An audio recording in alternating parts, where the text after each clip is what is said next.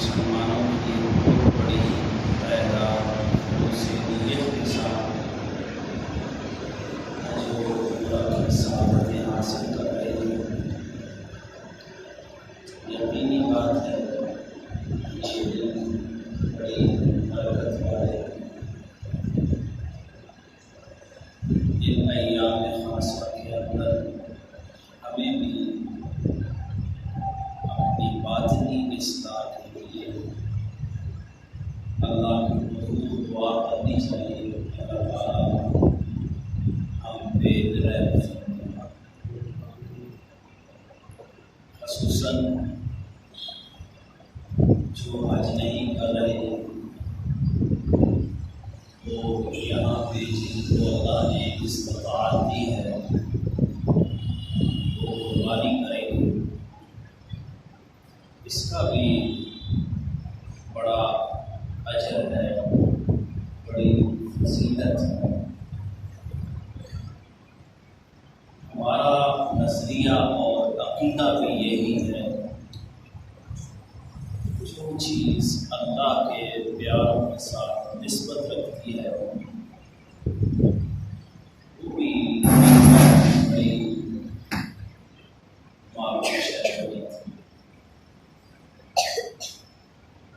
دیکھیں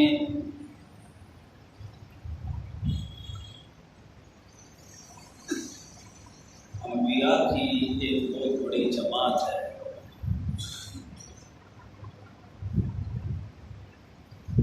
اور وہ ساری جماعت جو ہے جہاں پہ میں نے اپنی بات کو چھوڑا تھا یاد آ رہا ہے، وہ جماعت بے عیب لوگوں کی۔ اللہ نے اس جماعت میں عیب نہیں رکھا، یہ ہمارا بنیادی عقیدہ ہے، نبی عیب سے پاک، اللہ کی ذات عیب ہے۔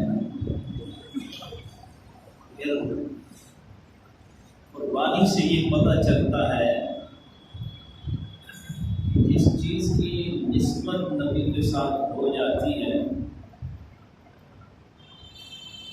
وہ بھی اللہ عیب والی قبول نہیں کرتا۔ اللہ عیبوں کو اور کمزوریوں کو ختم کر دیتا ہے۔ ایک بات یاد رکھیے، جو اللہ عیب والا جانور قبول نہیں کرتا تو بندے کی کیا حالت ہوگی؟ اس لیے ہمیں یہ عیب چھوڑنے پڑیں گے، کمزوریاں چھوڑنی پڑیں گی۔ یہ تو اس کا فضل ہے، ذات مصطفیٰ کی وجہ سے ہمیں ہماری توبہ کو بھی قبول کرتا ہے اور ہمیں ہماری نیکیوں پہ اجر بھی وہ بے حساب عطا کرتا ہے۔ اس کی وجہ، اصل وجہ، پہلی بات جو ہے وہ رسول اللہ کی ذات ہے، ان کی نسبت کی وجہ سے اللہ ہمیں اجر پہلی قوموں سے زیادہ عطا کرتا ہے۔ دوسری وجہ جو قرآن حکیم سے سمجھ میں آتی ہے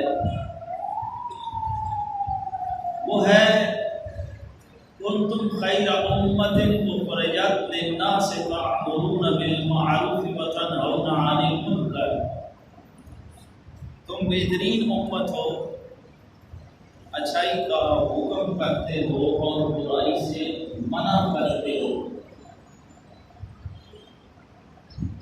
میری بات غلط بھی ہو سکتی ہے، میرا نظریہ غلط بھی ہو سکتا ہے، لیکن یاد رکھیں اللہ رب العزت کی بات، رسول اللہ کی بات غلط نہیں ہو سکتی۔ بے شک، سبحان اللہ، غلط آخر ہے، اللہ کے رسول کی بات غلط نہیں ہو سکتی۔ تو جہاں پہ اللہ ابراہیم علیہ السلام کے نام پہ عیب والا جانور قبول نہیں کرتا، وہاں اللہ محمد رسول اللہ کے نام پہ اکٹھے ہونے والے جن کو اصحاب رسول کہتے ہیں وہ اللہ عیب والے کے دل قبول کرتا ہے۔ سبحان اللہ۔ تو پتہ چلا میرے نبی کی جماعت انبیاء کے بعد جو جماعت اصحاب رسول کی ہے وہ بھی عیب والے نہیں ہیں۔ دیکھیں نا، میں مثال دیتا ہوں، سیدنا عمر فاروق رضی اللہ تعالیٰ عنہ بکریاں یا اونٹوں کی قطار لگا رہے تھے، ایک بکری ریوڑ سے علیحدہ ہو گئی تو بعد شام کو کہتا ہے عمر تو ساری زندگی کامیاب چرواہ نہیں بن سکتا۔ تو وقت گزر گیا، جب حج اور عمرہ کے ارادے سے عمر فاروق جا رہے تھے، رستے میں اسی جگہ پہ بیٹھے تو سیدنا عمر فاروق رضی اللہ تعالیٰ عنہ نے رونا شروع کر دیا۔ اصحاب نے پوچھا امیر المومنین اتنی زاری سے آپ کیوں روتے ہیں؟ اتنی زاری سے آپ کیوں روتے ہیں؟ کیا کوئی تکلیف ہے؟ کیا کوئی نقصان ہو گیا ہے؟ تو سیدنا عمر فاروق رضی اللہ تعالیٰ عنہ نے فرمایا سنو، یہ وہ مقام ہے جہاں پہ میری ریوڑ بکریوں کے ریوڑ سے بکری علیحدہ ہو گئی تو میرے باپ نے مجھے یہ کہا تھا کہ اے احمد تو ساری زندگی کامیاب چرواہ نہیں بن سکتا، قربان جاؤں ذات مصطفیٰ پہ کہ کامیاب چرواہ تو نہیں بن سکا میں، لیکن جب سے میری نسبت اللہ کے نبی کے ساتھ ہوئی ہے میں نے اپنے آپ کو غلامی مصطفیٰ میں دیا ہے۔ کامیاب چرواہ تو نہیں بن سکتا لیکن دنیا کا کامیاب ترین امیر المومنین میں بن گیا۔ سبحان اللہ، سبحان اللہ۔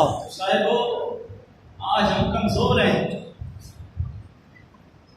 اس میں شک نہیں ہے، ہمارے اندر بہت ساری کمزوریاں ہیں۔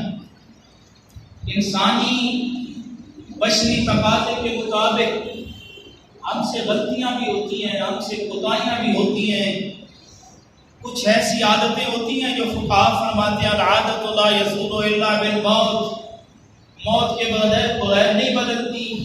بعض جوانی اور بچپن کی عادتیں ہوتی ہیں جو ہمارے اندر پکی ہو جاتی ہیں۔ یاد رکھنا ان غلطیوں، کوتاہیوں، بری عادتوں سے چھٹکارا پانے کے لیے اگر کوئی چیز ہے تو وہ میرے مصطفیٰ کی ذات ہے۔ سبحان اللہ۔ جس کی محبت جب ہمارے دلوں میں آتی ہے تو جب ہم ادھر رخ کرتے ہیں اگر وہ ذات مصطفیٰ ہمیں یاد رہتی ہے ہر وقت تو کم از کم یہ خیال تو پیدا ہوتا ہے نا کل قیامت میں اپنے آقا کو منہ کیا دکھاؤں گا۔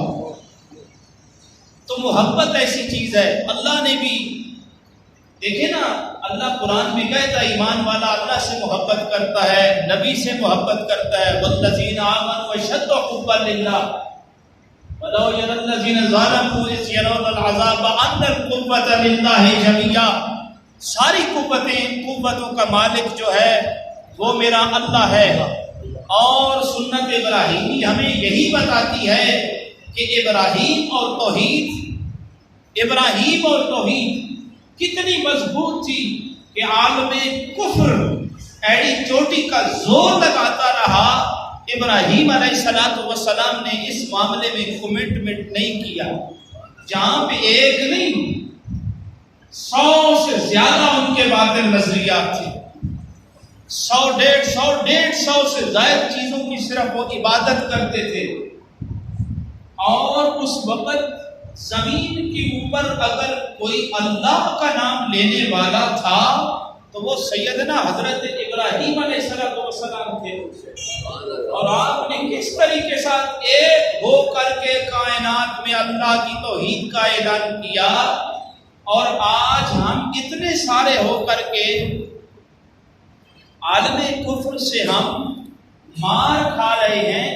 تو میں اس نتیجے پہ پہنچتا ہوں کہ اسلامی نظریات کی بقا، اسلامی نظریات کی سلامتی جو ہے وہ قربانیوں کے اوپر منحصر ہے۔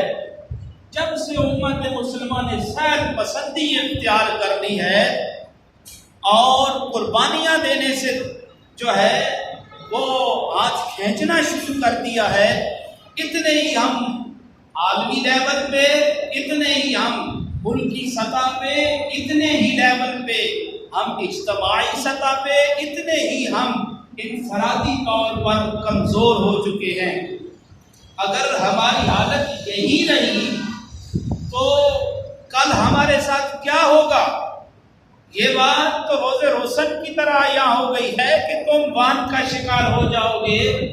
آج حقیقت میں ہم وان کا شکار ہیں کہ کفر جیسے چاہتا ہے، جس طرح چاہتا ہے، اپنی مرضی کے قانون بناتا ہے، اپنی مرضی کے ساتھ ہمیں بکریوں کے ریوڑ کی طرف آگے جو ہے وہ ہانکتا ہے۔ اس کی وجہ یہی ہے کہ ہم نے قربانی کا جو اصل مقصد تھا اس کو ہم نے چھوڑ دیا ہے۔ جانور تو ہم ذبح کر رہے ہیں اور تعداد سے زیادہ ذبح ہو رہے ہیں،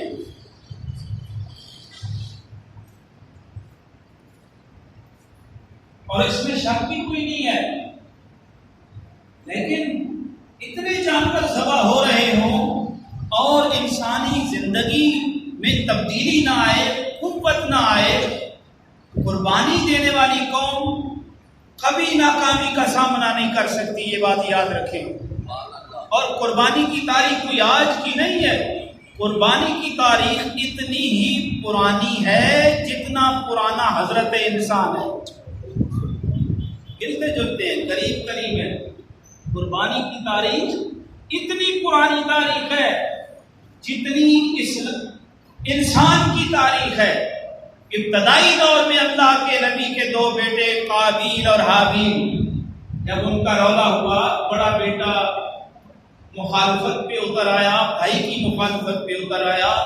جب آدم علیہ السلام نے حابیل کا ساتھ دیا اور وہ حق پر تھا، تو وہ اس کے دماغ میں یہ خیال پیدا ہو گیا کہ باپ جو ہے ایک چھوٹے بیٹے کی حمایت کرتا ہے، میری حمایت نہیں کرتا۔ آج یہ مسئلے آج بھی اٹھتے ہیں۔ اللہ نے جو وہ پہلے قصے بیان کیے ہیں وہ ہمارے لیے بیان کیے ہیں۔ قرآن میں اللہ کہتا ہے نا، وَاتْلُ عَلَيْهِمْ نَبَأَ ابْنَيْ آدَمَ بِالْحَقِّ إِذْ قَرَّبَ قُرْبَانًا فَتُقُبِّلَ مِنْ أَحَدِهِمَا وَلَمْ يُتَقَبَّلْ مِنَ الْآخَرِ سبحان اللہ، قَالَ لَأَقْتُلَنَّكَ قَالَ إِنَّمَا يَتَقَبَّلُ اللَّهُ مِنَ الْمُتَّقِينَ۔ سبحان اللہ، سبحان اللہ۔ اللہ تعالیٰ فرما رہے ہیں میرے محبوب ان پہ پڑھیے قرآن، ان کو بتائیے قرآن۔ آدم کے ان دو بیٹوں کا جن میں رولا پڑا تو دونوں نے قربانیاں کی، قابیل نے بھی کی، حابیل نے بھی کی۔ تو جو سچا تھا اس کی قربانی اللہ نے قبول کر لی، جو سچا نہیں تھا اس کی قربانی کو اللہ نے رد کر دیا، ریجیکٹ کر دیا۔ انما یتقبل اللہ من المتقین، انما یتقبل اللہ من المتقین، انما یتقبل اللہ من المتقین۔ بیٹا میں آیت صحیح پڑھ رہا ہوں، آپ حافظ ہیں، میں آیت صحیح پڑھ رہا ہوں؟ ہاں، انما یتقبل اللہ من المتقین، قربانی اللہ متقی لوگوں سے قبول کرتا ہے۔ اب قربانی کا مال خرید کے لے رہا ہے، بھائی صاحب پوچھتے ہیں جی کتنے کا دمبا لے کے آئے ہو؟ وہ کہتا ہے جی میں نے جو ہے جی 60,000 کا لیا ہے۔ اگر 45,000 کا لیتا ہے تو 60,000 کو کہتا ہے بتاؤ یہ وہ کیا کر رہا ہے؟ قربانی کے ساتھ مذاق نہیں کر رہا بھائی، کیوں اپنی چادر بڑی کرتا ہے؟ یہ اتنا ہی ہے جتنا میرے اللہ نے رکھ دیا ہے۔ جس کے نام پہ تو قربانی کر رہا ہے اس کے بارے میں تو تیرا رب یہ کہہ رہا ہے وَاذْكُرْ فِي الْكِتَابِ إِبْرَاهِيمَ إِنَّهُ كَانَ صِدِّيقًا نَبِيًّا۔ سبحان اللہ، سبحان اللہ۔ ابراہیم تو صدیق نبی ہے، ایک نبی کی سنت ہے، اسماعیل بھی سچا ہے، تیسرے نبی جن کی سنت ہے محمد رسول اللہ ہے۔ بتاؤ ان کے بارے میں کون نہیں جانتا کہ وہ کیسے ہے، کیسی ذات ہے، ان کی کیا مقام ہے، کیا شان ہے میرے آقا کی؟ ان کے نام پہ قربانیاں کر کے بندہ جھوٹ بولے اور دوسروں پہ برتریت ثابت کرے، ایسے نہیں۔ تو میں عرض کر رہا تھا ایک اللہ کے نبی ہیں، دوسرا نبی کا بیٹا ہے، تیسرا بھی نبی کا بیٹا ہے۔ نبی کے بیٹوں میں جب اختلاف پڑتا ہے، یہ رولا گھر کا یہ اختلاف، یہ حسد، یہ بخل، یہ سب چیزیں چھوڑ دیتا ہے، پھر ایمان بھی غارت کر دیتا ہے۔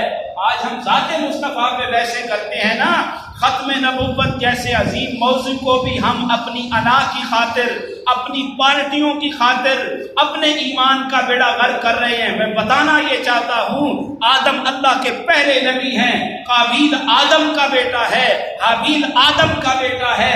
باپ کہتا ہے کہ تیرا بھائی سچا ہے، اس کے دل میں جو بات اٹھتی ہے، جو بنیاد بنتی ہے رولے کی، جو بنیاد بنتی ہے فتنے کی، اور اس کو اسلام سے ہٹاتی ہے، اس کی قربانی قبول نہیں ہوتی، وجہ کیا بنتی ہے؟ اس کا یہ مائنڈ سیٹ ہو جاتا ہے کہ میرا باپ چھوٹے بیٹے کی حمایت کرتا ہے، میری حمایت نہیں کرتا۔ آج گھروں میں یہی فتنے اٹھتے ہیں، ہم کہتے ہیں جی باپ میری نہیں سنتا، گھر والوں میرے اس بھائی پہ اچھا ہے، مجھ پہ اچھا نہیں۔ بابا یہ باتیں نہ کر، تیرا باپ جو ہے وہ باپ ہے، اللہ نے باپ کی فرما برداری کو مست کر دیا ہے۔ میرے نبی کی یہ بات ہے، کسی عام کی بات نہیں، محدث و فقیہ مفسر کی بات نہیں، یہ اللہ کے رسول کا فرمان ہے۔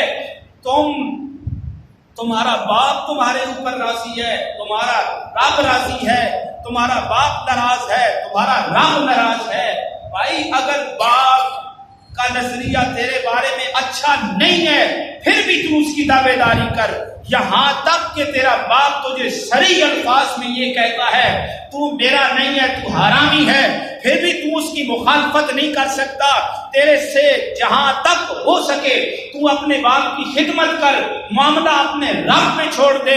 ڈے آف ججمنٹ، قیامت کا دن کوئی معمولی دن نہیں ہے، کوئی عام دن نہیں ہے، اس دن سے ڈر، نبی کے فرمان کو سامنے رکھ، اپنے باپ کی خدمت اپنے نبی کا حکم سمجھ کے کرتا رہے۔ کل قیامت والے دن تیرا رب جانے، تیرا باپ جانے، مت اپنے باپ کے مقابلے میں نہ، اپنے باپ کی مخالفت کر، اپنی ماں کی مخالفت نہ کر، اپنی بیوی کی خاطر سن لے، رب تب راضی ہے جب تیرا باپ راضی ہے۔ اگر یہ معاملہ نبی کے گھر میں، نبی کی موجودگی میں اٹھتا ہے تو پھر ہم کیا ہیں؟ ہماری کیا اوقات ہے؟ کیا پدی کا شوربہ، ہمارے پاس 4 ٹکے آ گئے، مکان بڑھانے لمبے شروع کر دیے، ہم یہ سمجھتے ہیں ہم سب کچھ بن گئے۔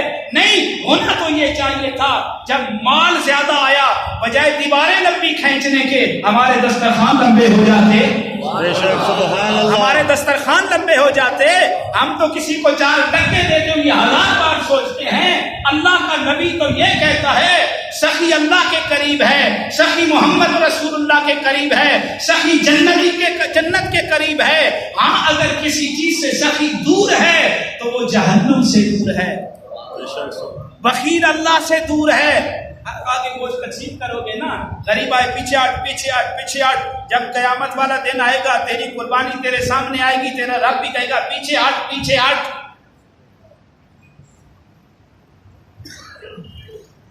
شیشہ ٹوٹ کے جڑ سکتا ہے، دل نہ جڑے گر ٹوٹے۔ میرے نبی کا وہ فرمان یاد رکھو، جس وقت مکہ کو چھوڑ رہے تھے، میرے نبی نے بیت اللہ کی طرف اشارہ کر کے کہا، اے بیت اللہ، میں جانتا ہوں بندہ مومن کی دل کی قدر و منزلت تجھ سے کہیں زیادہ ہے۔ یہ کوئی ارے غیرے کی بات نہیں، کائنات کی افضل ترین ہستی کے یہ کلمات ہیں۔ کہتے ہیں بیت اللہ، جس بیت اللہ کے طواف کے لیے تو لاکھوں پیسے لگا کے جاتا ہے، اور جس بیت اللہ کے طواف کے لیے تو ترستا ہے، میرا نبی اس جگہ کو چھوڑتے ہوئے یہ کہتے ہیں، اے بیت اللہ سن لے، میں جانتا ہوں بندہ مومن کے دل کی قدر و منزلت تجھ سے کہیں زیادہ ہے۔ یہ تو وہ دل ہے، غریب کا دل دکھا نہیں، کل قیامت تیرا رب تیرا دل نہیں دکھائے گا۔ آج غریب کی مدد تو کر لے، کل قیامت والے دن جب مشکلیں، جب تیری ماں ساتھ چھوڑ جائے گی، باپ ساتھ چھوڑ جائے گا، بھائی ساتھ چھوڑ جائے گا، جس دوست کے اوپر تو اپنی جان نچھاور کرتا ہے میرے بھائیا جب وہ بھی چھوڑ جائے گا، یاد رکھنا تجھے اگر کوئی بچانے والا ہوگا تیرا نبی ہوگا، تیرا مصطفیٰ ہوگا یا تیرا خدا ہوگا۔ سبحان اللہ سبحان اللہ۔ اس لیے غریبوں کے دل دکھایا نہ کرو، یہ نہ کہو پیچھے ہٹ، اللہ کا شکر ادا کرو۔ اس وقت کو یاد رکھو نا جب امت اس ملت اسلامیہ میں لوگ زکات، آج تو اپنا مذہب تبدیل کر لیا جاتا ہے، مسلک تبدیل کر لیا جاتا ہے، زکات نہ دینی پڑے۔ بابا اس وقت کو یاد رکھنا کہ زکات فریضہ کوئی معمولی چیز ہے، لوگ سروں پہ رکھ کے آوازیں دیتے، کوئی ہے لینے والا، کوئی ہے لینے والا، ہم سے یہ لے لو، ہمارے سر سے یہ فریضہ اتر جائے۔ آج تو دیتے نہیں ہے نا، شکر کر غریب تیرے پاس آ گیا ہے۔ جب یہ دو چیزیں یہ معمولی تیرا صدقہ لے کے جائے گا نا تو اس کے دل سے جو خوشی اٹھے گی یہ تمہیں پتہ چلے گا جب کل قیامت تیرا رب تجھے خوشی ادا کرے گا۔ سبحان اللہ۔ تو قربانیاں کرو، نماز پڑھو۔ قربانی صرف جان بر ذبح کرنے کا نام نہیں، قربانی کی جب اب بات آتی ہے تو مال کی قربانی ہے، جان کی قربانی ہے، اولاد کی قربانی ہے، خواہشات کی قربانی ہے، یہ ہے اپنے نفس کی قربانی دینی ہے، دین پہ ہر اٹھنے والی بات کے خلاف، مخالفت میں اٹھنے والی ہر بات کے خلاف قربانی دینی ہے۔ پھر تو قربانی دیتے ہوئے بھی بندہ نبی کی گستاخیاں ہوتی رہیں، ہم جو ہیں وہ جانوروں پہ چھریاں چلاتے رہیں، وہ کیا کہتے ہیں دسو نا کہ حضرت جی ایک ہی کیتی جان دے ہو، حج بھی کیتی جان دے ہو، کھا کے مال یتیماں دا حج مسیحی جان دے ہو، چھری نہ چلنی نفساں تے دمبے ذبح کیتی جان دے ہو۔ بابا دسو نا کچھ حضرت جی ایک ہی کیتی جان دے ہو۔ اب بندہ دوسرے کا مال بھی کھائے اور قربانی بھی کرے، ہمسائے کو ترسائے بھی اور قربانی بھی کرے، ہمسائے کو تنگ بھی کرے، اور اس بیچارے کا چولہا جو ہے وہ بجھتا رہے، اور یہ جو ہے صاف بادل اپنی وہ ترا اونچا کرتا رہے۔ بابا بات ایسے نہیں بنتی۔ اللہ کے نبی نے تو یہاں تک ترغیب دے دی ہے، کتنی زبردست بات ہے۔ وہ ایک کا بچہ گم ہو گیا، وہ رسول اللہ کے پاس آئے، بیٹھے تو کسی یا رسول اللہ میرا بچہ گم ہو گیا، دوسرے نے کہا فلاں میدان میں بچوں کے ساتھ کھیل رہا ہے۔ وہ بندہ اتنی صورت کے ساتھ اٹھا، میرے نبی نے بلا لیا، توجہ کتنی زبردست بات کر رہا ہوں۔ وہ میرے نبی نے بلا لیا، کہا سنو بیٹا کر کے نہ بلانا، وہاں پہ کوئی یتیم بھی بیٹھا ہوگا، وہاں پہ کوئی یتیم بھی کھیل رہا ہوگا، بیٹا کر کے نہ بلانا، اپنے بیٹے کا نام لینا، اس سے بڑھ کر کیا تیرے پاس دلیل ہو سکتی ہے؟ اس کے بعد اس سے بڑھ کر اسلام کی عظمت کیا ہو سکتی ہے؟ یہ کس کا فرمان ہے؟ سن، جب تو قربانی کرتا ہے، غریب کو پیچھے کرتا ہے، اس میں یتیم بھی تو ہوگا نا، اس میں مسکین بھی تو ہوگا نا، اس میں غریب بھی تو نہیں ہوگا، غریب بھی تو ہوگا نا۔